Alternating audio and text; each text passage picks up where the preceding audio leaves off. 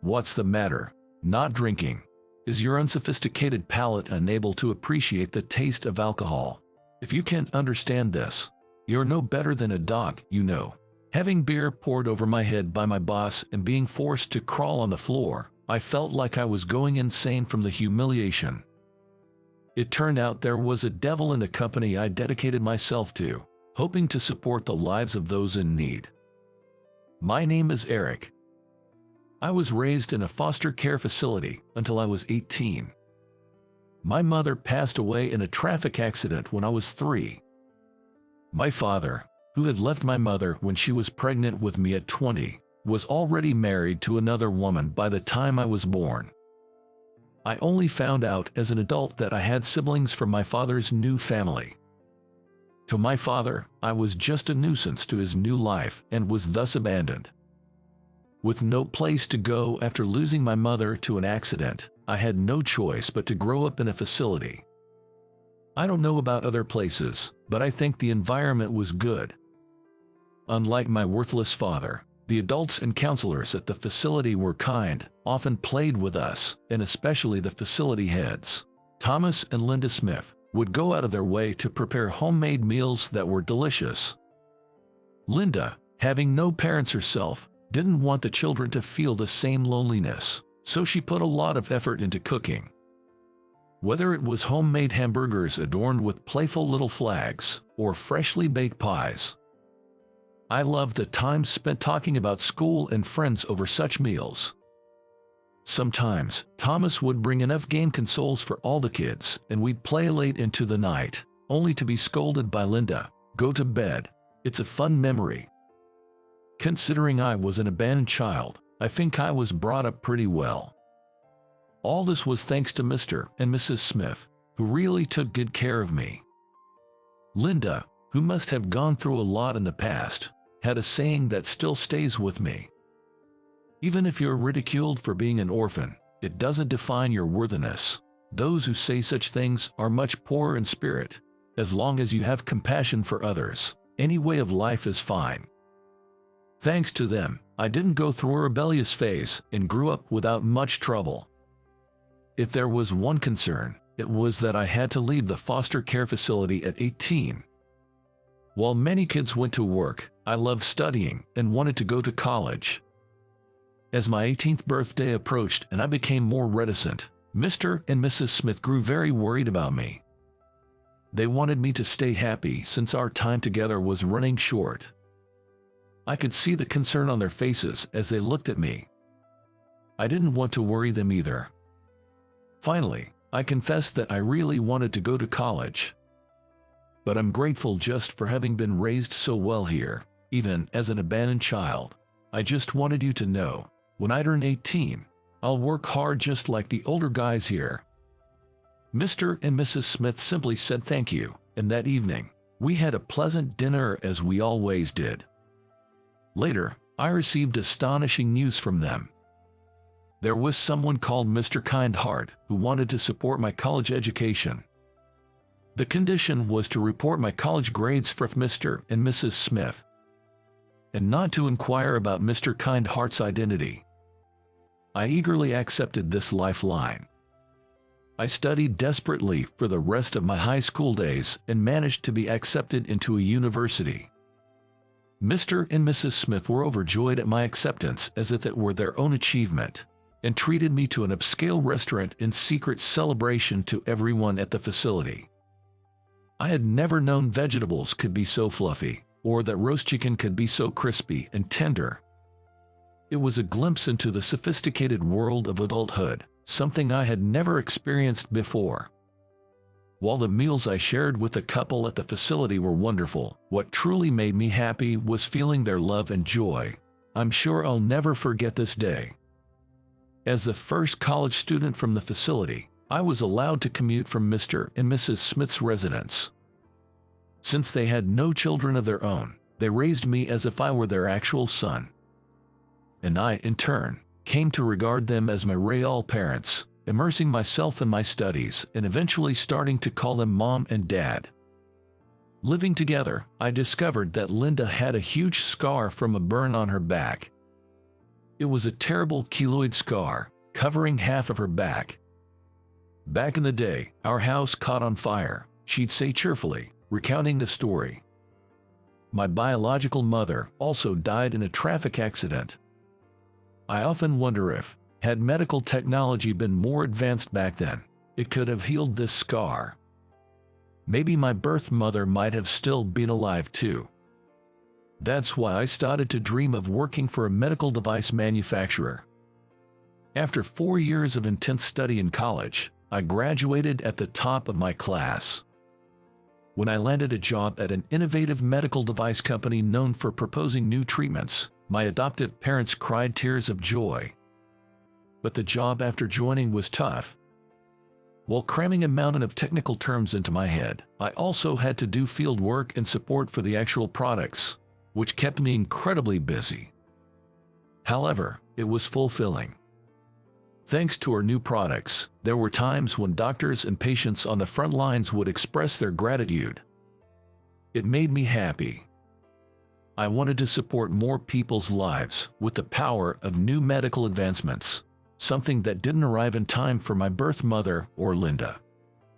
With this in mind, my adoptive parents would occasionally look at me as if they were beholding something dazzling.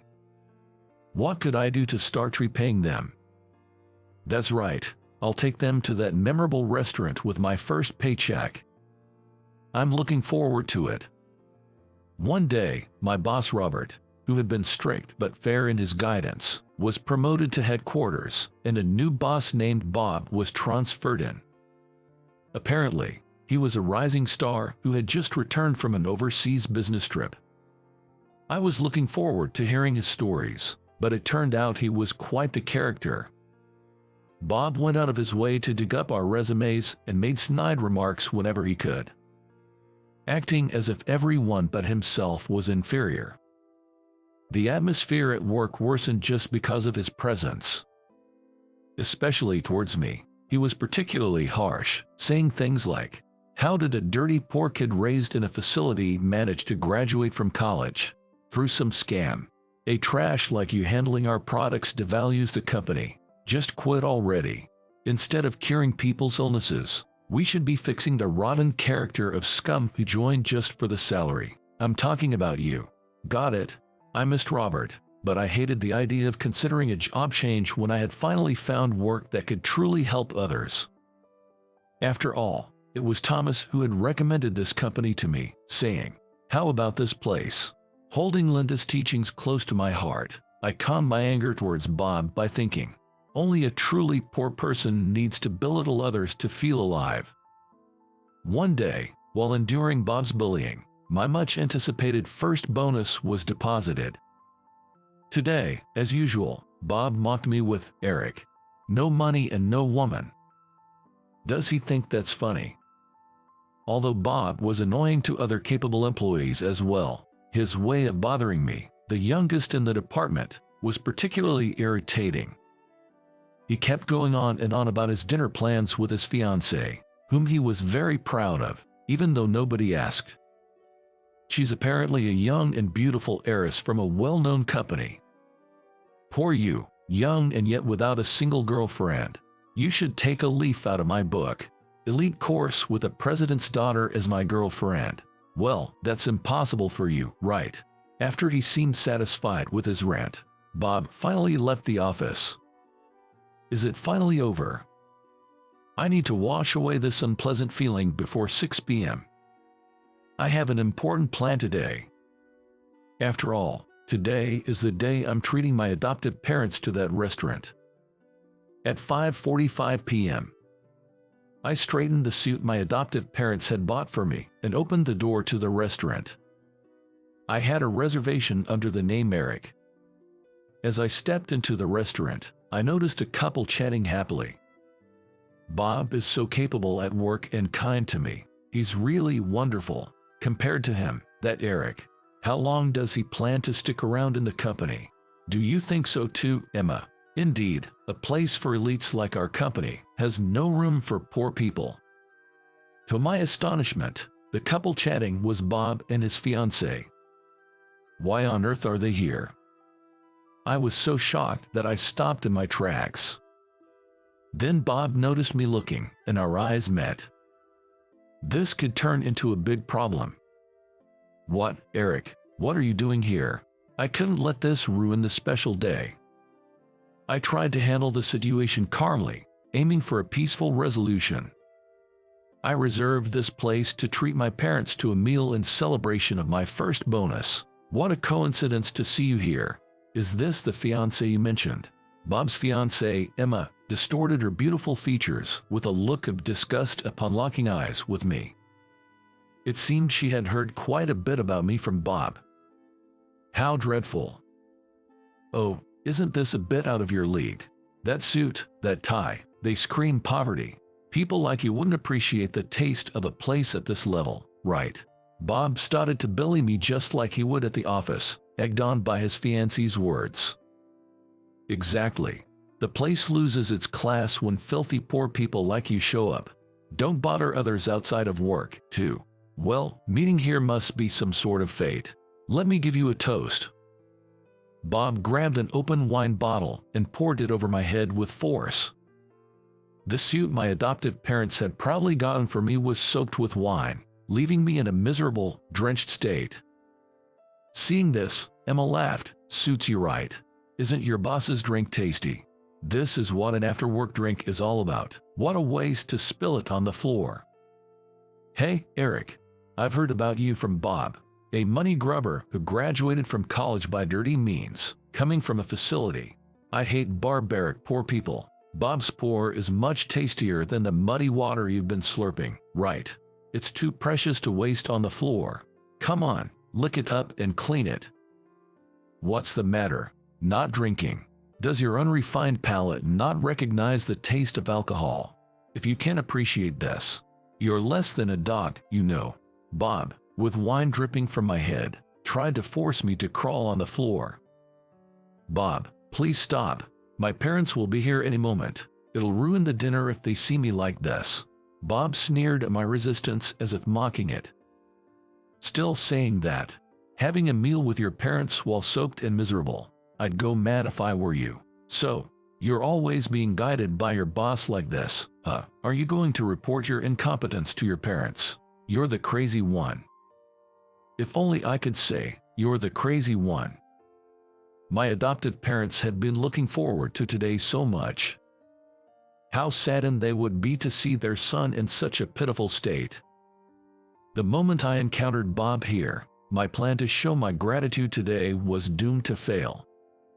I felt my knees give way, and I lay down on the floor in the miserable position Bob and his fiancée desired. Bob was like a demon. He declared with evident glee. Scum raised in a facility should just go home. Then, the door to the restaurant opened. "What on earth are you doing?" Standing there was Thomas. Linda, following behind, looked down at me with a shocked expression.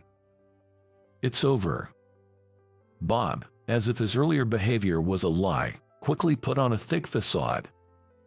"Chairman, are you and your wife out for a meal? Why not join us at our table over there?" "Chairman, what is he talking about?" Thomas spoke in a cold voice I had never heard in the 20 years I knew him. "Bob, I'll ask again, what are you doing?" Thomas was undoubtedly angry. I had never seen him like this. Bob, not understanding why Thomas was angry, responded. "What do you mean?" "Oh, about this guy. He's Eric, the worst scum in our company. He came here to dine with his parents at a place our level of people use, so I was about to kick him out. His foster parents must be worthless too. Taking in a piece of trash from some unknown facility is just a waste. Now, Chairman, let's go to our table before this guy's parents show up." "We are his parents," Thomas said. Bob and Emma looked at my adoptive parents, not understanding the situation. Linda stepped forward. "How dare you drench him like a drowned rat?" Bob started to panic. "Surely, you jest. You two were not supposed to have any children." Thomas was shaking with quiet anger. "Indeed, we don't have biological children, but here stands our proud son, whom we have loved more deeply than any blood relation could define. This scum you just disparaged, Eric, is a far better young man than you'll ever be." Despite being drenched in wine, I couldn't help but ask, "Dad, Mom, what do you mean by chairman?" Having no choice but to reveal the truth, they reluctantly explained. Linda grew up in a wealthy Christian family. One day, a fire that burned down their mansion took her parents' lives. When she was about to despair over the coldness and poverty of people's hearts, Thomas was the one who healed her. Eventually, the medical device company Linda founded with her inheritance became the company where Bob and I worked. They were the retired chairpersons of the company. Their simple philosophy was to help those in need. The company, founded on this principle, generated immense profits, allowing them to retire and quietly run a foster care facility and a scholarship program known as Mr. Kind Heart. Indeed, my adoptive parents were the Mr. and Mrs. Kind Heart who had supported my college education. Eric, we haven't done our deeds because we wanted to show off, just like you. We simply wanted to help those in need. I was truly happy when you said you wanted to work for my company with the same sentiment, and if I had revealed I was the chairman, you, with your sharp instincts, would have figured out that Mr. Kind Heart was us. We just wanted you to walk your own path, that's all." Linda continued, "Bob, I'm truly disappointed in you. You've been with us for 10 years and yet had the nerve to ridicule someone from a foster home right in front of me, who has no parents. It's a direct insult to the ideals we established this company on." It was clear that Bob had no way out. Still, he attempted to ingratiate himself with a forced smile. The very embodiment of someone obsessed with power and wealth. Having grown up surrounded by the kindness of the people at the facility, it was my first time witnessing someone so desperately clinging to their current status in such an ugly manner. It was almost pitiful how Bob, cornered by Linda, was finally given his marching orders by Thomas. "Consider your position here non-existent from tomorrow." Bob was devastated. Subsequently, my adoptive parents made me spill everything about Bob's misdeeds, and an internal audit was conducted in my department. With the testimony of other employees who had been subjected to Bob's verbal abuse, and the fact that the incident of Bob pouring wine over me and grabbing my head was witnessed by Mr. and Mrs. Smith, Bob faced repercussions. He was dismissed for disciplinary reasons, required to pay compensation to many victims including myself, and his engagement was called off. Emma, present at the scene, reproached Bob, "What? This is nothing like what you told me. You lied to me." With a declaration of "I have no use for someone who's fallen off the fast track," she ended their engagement on the spot and left the restaurant. Thomas laughed heartily, saying, "She's quite the decisive woman, isn't she?" As a follow-up, Linda suggested to the current president, and I was transferred to work under Robert, who had been promoted to the headquarters. Reunited with a competent boss, I was nearly moved to tears when he said, "It seems you've been through a lot. I'm glad you stuck it out without quitting." And today, it's finally my second chance for that day.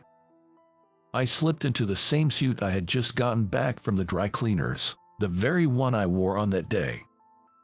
It was the finest piece Thomas and Linda had given me, saying it suited me well. The three of us enjoyed a hearty meal, laughing over the fluffy vegetables, tender chicken, and crispy pies. I no longer felt nervous in the restaurant I once thought belonged to the adult world. Thomas spoke up. "Eric, thank you for growing into such a fine adult. You work hard for the sake of many others, and we are proud to be your parents." Linda was teary-eyed. "I'm proud that you studied so hard in college, graduated top of your class, and now share our sentiments at the company." I turned to them, expressing my gratitude for all they had done. "Dad, Mom, thank you for raising me so well. I am so proud to be your